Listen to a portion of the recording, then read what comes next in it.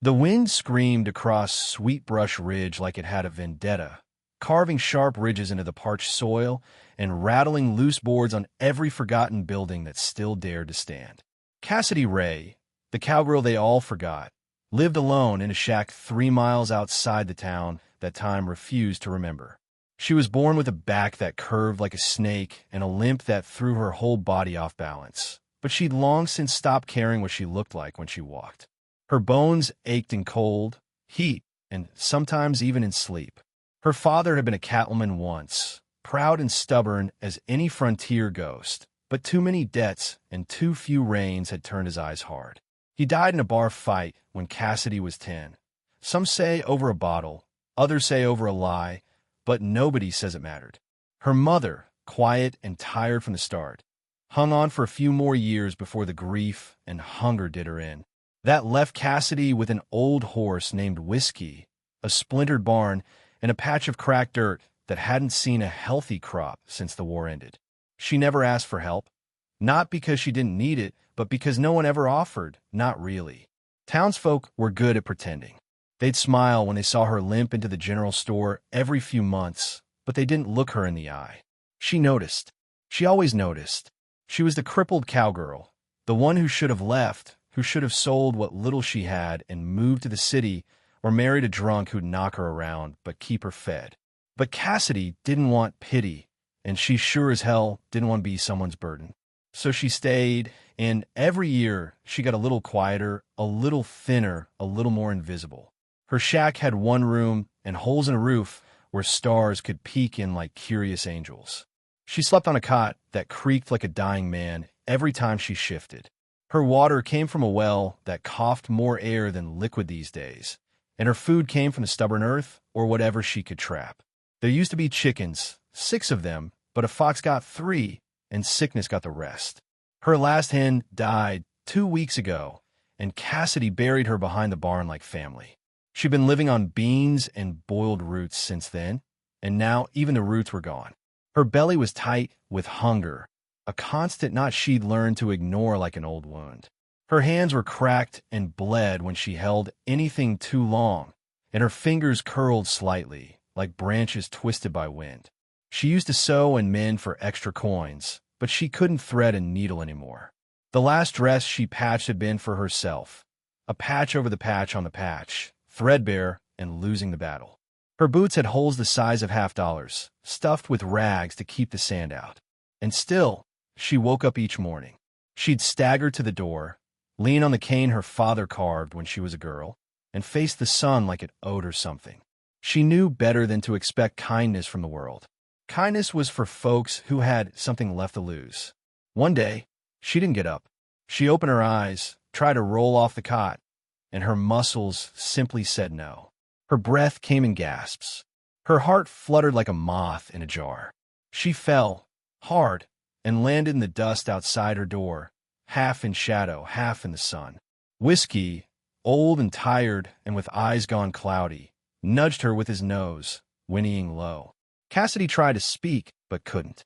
Her throat was sandpaper. Her skin burned. Time slipped. Hours passed. Maybe days. Maybe death. And then something shifted. A sound like thunder came from the horizon. Slow, rhythmic, deliberate. Hooves. Cassidy blinked. Her vision was muddy, but she saw a silhouette against the fire-colored sky, backlit by the setting sun. A tall figure on horseback, long coat flapping, hat low, the outline of a man cut from legend. He rode like he belonged to the land. As he neared, Cassidy's breath caught. Even starved and half-conscious, she recognized him. Clint Eastwood. She didn't know how or why. Maybe he was a ghost. Maybe her mind had finally broken. But he dismounted without a word, walked to her, and crouched.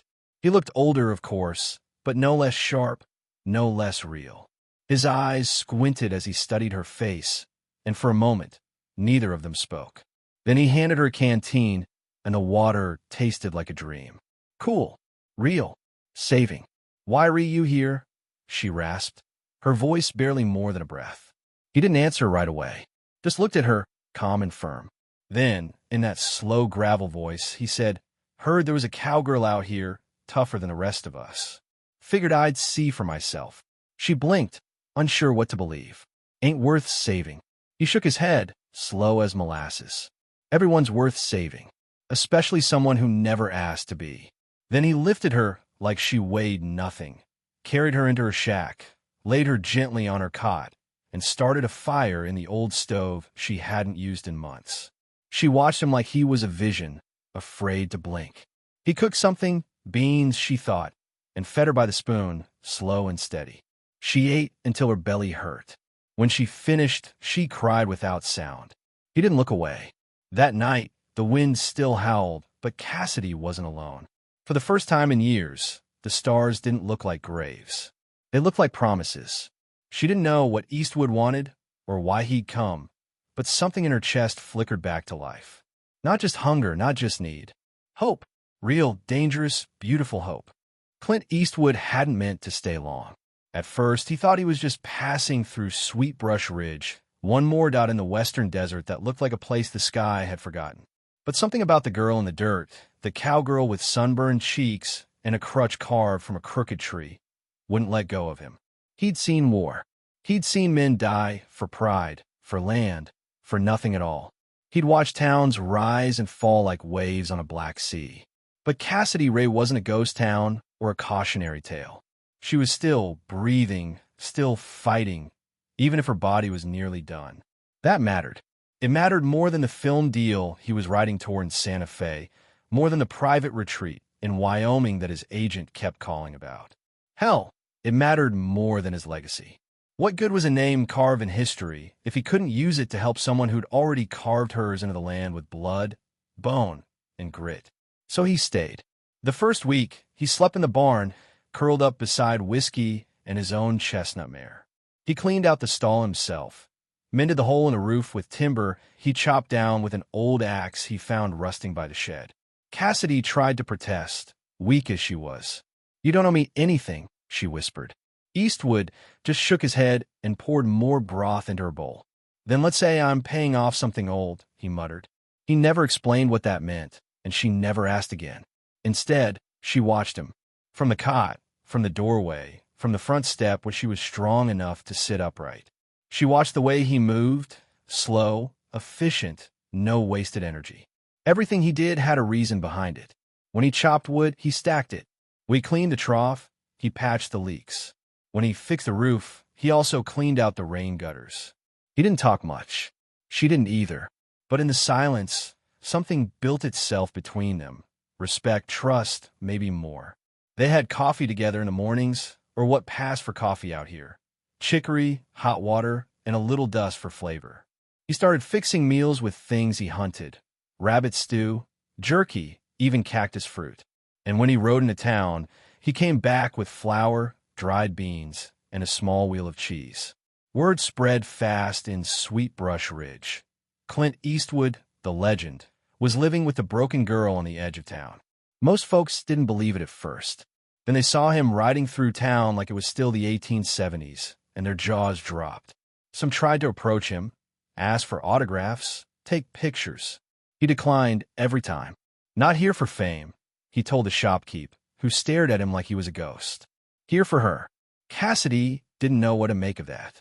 The first time he said it in front of her, she almost dropped her cup. "For me?" she asked. "Why?" He looked out over the ridge, where the sky touched the dust like a fading dream. "Because you didn't quit, and because I almost did." Turns out, Eastwood had been tired, bone-tired for a long time. The movies were loud now. Too loud. Flash without story. Guns without grit. He missed the silence. He missed purpose. Cassidy gave that back to him, not by asking, but just by surviving. Each day, she got stronger. He found her leaning less on the cane. Her skin filled back in. Her eyes brightened. They planted seeds together, corn, beans, squash. The well still coughed, but he rigged a rain catch off the roof, and when it rained, Cassidy danced barefoot in the mud like she was a girl again. He'd smiled then. First real smile in years. But staying had its price. His agent called.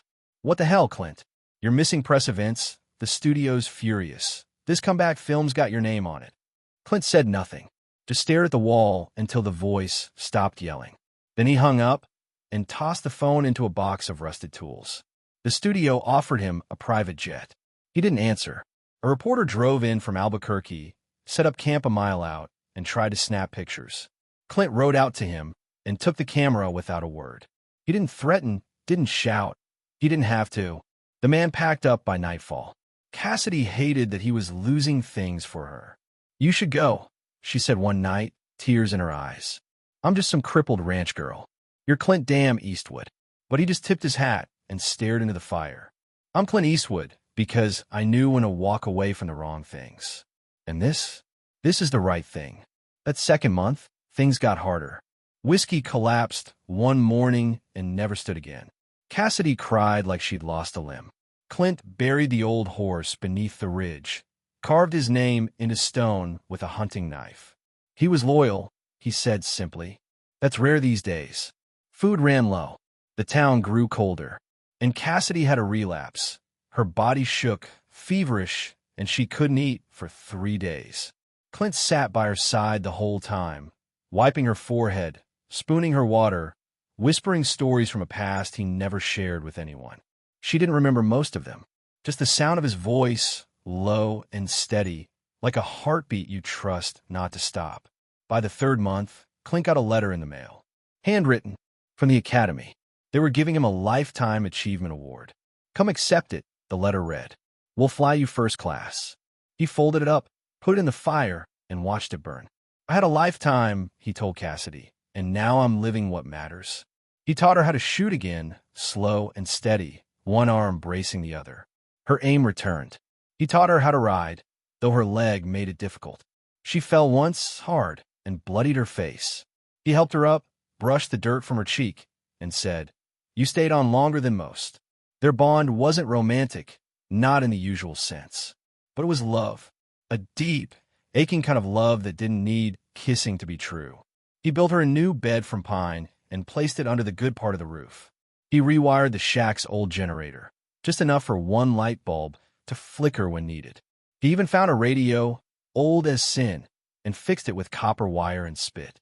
They listened to Western ballads at night, her head resting near his shoulder, silence between the verses. One day, Cassidy woke up and realized she wasn't afraid anymore. Not of dying, not of being forgotten. Clint had already given her what the world never did: dignity, presence, someone to fight beside her. And she realized something else. He'd given up the world for her, and she had nothing to give in return but herself. So she stood tall as her crooked back allowed, and she told him, "You saved my life, Clint." And he answered, "No, Cassidy. You reminded me what a life's for." By the fourth month, spring crawled across Sweetbrush Ridge like a shy child, brushing color into the land 1 inch at a time. The wind still came in gusts, but now it carried seeds, pollen, and the faintest scent of new life. Cassidy Ray walked the fields now, slowly, carefully, but upright. Her limp remained, of course. Her bones still ached in the cold, and her right leg dragged slightly behind the left, but she no longer leaned on the cane. She didn't need it every day. Her arms had filled out, her cheeks held a touch of red again, and her eyes sparkled when she laughed, which happened more and more, usually after Clint said something dry or grumbled about squirrels getting into the grain bin. The land responded to her return. The squash bloomed first, yellow flowers curling like shy mouths toward the sun. Then came beans, poking through the soil like stubborn fists. Even the well gave a little more now, just enough to fill a bucket with honest effort. She worked alongside Clint every morning. Together they cleaned, patched, planted. They built a chicken coop from old fence rails and salvaged tin, filled it with hens from a neighbor down the road who owed Clint a favor from decades back. The hens laid. Cassidy cried when she held the first warm egg in her hand. She held it like gold. Clint watched quietly from the doorway, arms folded, a soft smile pulling at the corners of his face. His hair was silver and wild beneath his hat, his eyes sun-cut and shadowed, but they saw everything, especially her. He didn't say much, never had to. Their days passed in work and peace, their nights in quiet music or the sound of coyotes howling across the ridge. The world had fallen away, and in its place, they had something close to sacred. But the world always comes knocking. It was a federal man who arrived, dressed in gray, clean-cut, and driving a black SUV that didn't belong on dirt roads. He found Clint chopping wood and offered a handshake. Clint ignored it. The man went on to explain that there was a pending documentary, a book deal, a national tour. They'd been trying to reach him for weeks. "You walked away," the agent said. "That's fine, but people are asking questions. The public wants to know what happened to the cowboy. And this story, this girl, this place, it's the perfect comeback." Clint said nothing, just stared. "We'll pay you," the man added. "Whatever you want. And we'll include her. Hell, we'll put her on magazine covers if you want."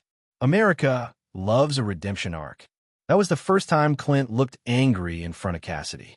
Not a loud anger, not the kind that explodes, but the cold kind, the cutting kind.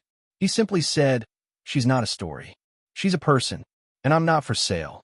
The man left with a hollow laugh, muttering about old men and lost chances. Cassidy stood on the porch and watched it all, hands tight at her sides. That night, she didn't eat. When Clint handed her a plate, she set it down gently.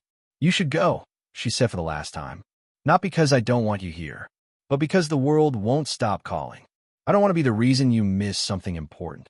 He sat beside her, plate untouched, and looked out across the land they'd carved together. "Cassidy," he said slowly, "I've made money.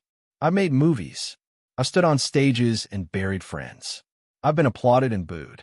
I've shaken presidents' hands and walked alone through deserts. None of it felt like this. This is mine.